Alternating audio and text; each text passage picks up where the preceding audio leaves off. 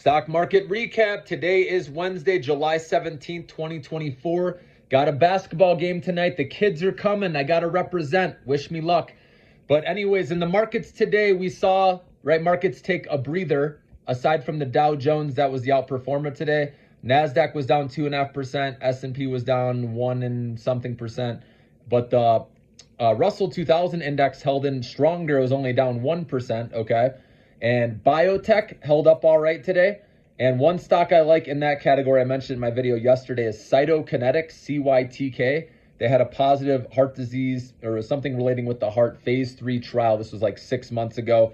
If you remember, there was talks of 2 companies to acquire this company. It never happened, and this company's going at it alone. But if there's ever merger and acquisition talk again, someone looking or interested in buying this company, the stock could rage back up. So the stock's at about $56 a share. Like I said, this was over 100. So I like the risk reward with that one. If you like the biotech sector, and again, they're interest rate sensitive, that sector. So if there's a cut in September, that should gain, okay?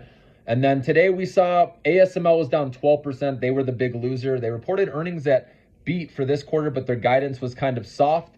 And obviously the restrictions, Biden wants to firm up on the chips that get sent to China. So that was enough to cause a sell-off. Taiwan Semiconductor was down as well. NVIDIA, all the semiconductor stocks, okay?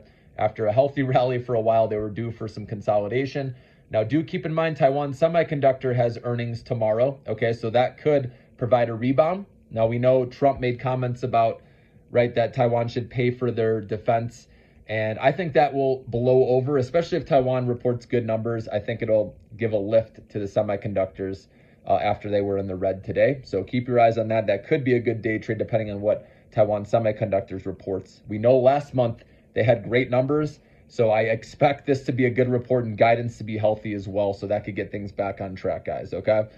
And then let's see what else. Bitcoin was down slightly today. Again, healthy consolidation. Remember, we were at overbought levels.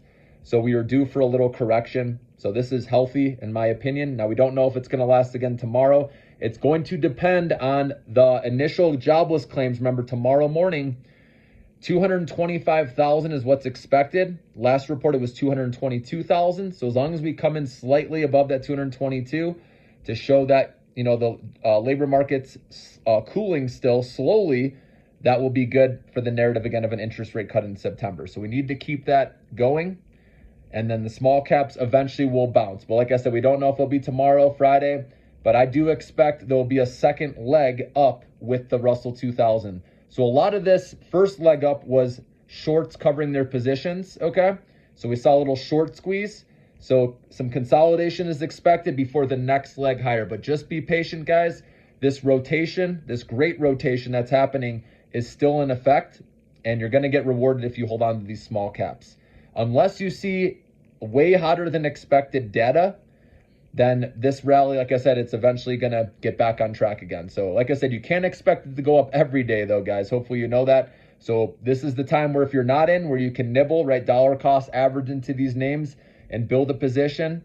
And like I said, if that interest rate cut happens in September, which right now there's about an 85 to 90% chance, again, reports are different on what the odds are.